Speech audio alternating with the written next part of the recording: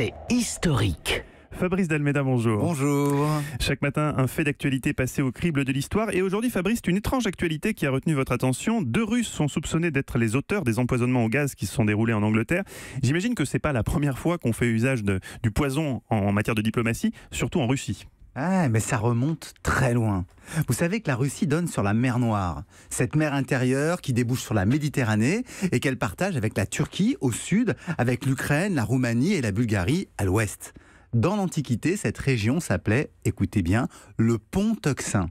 Et il existait un royaume du Pont entre Turquie et Russie, dont le roi, à partir de 120 avant Jésus-Christ, 120 avant notre ère, s'appelait Mithridate VI.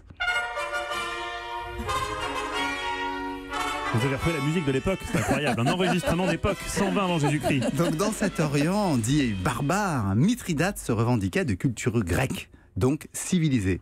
Civilisé, mais son père, Mithridate V d'abord, puis ses frères, avaient tous été assassinés, sans doute empoisonnés par sa maman, la douce Laodicée, qui voulait à tout prix être régente. Si bien que Mithridate VI a été très tôt sensibilisé à la question des poisons, et il a voulu en savoir plus sur l'art des poisons.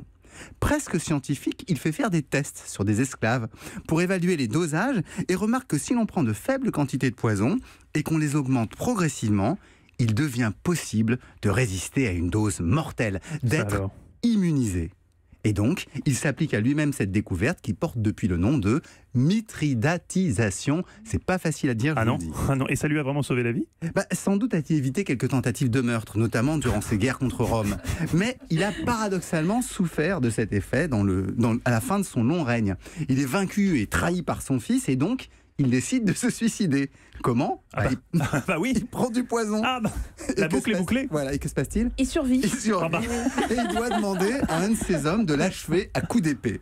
Alors bien sûr, la Russie actuelle n'a que peu à voir avec ce lointain ancêtre, mais son usage récurrent des poisons dans la diplomatie pourrait un jour se retourner contre elle, car nul n'est vraiment mithridatisé dans les relations internationales.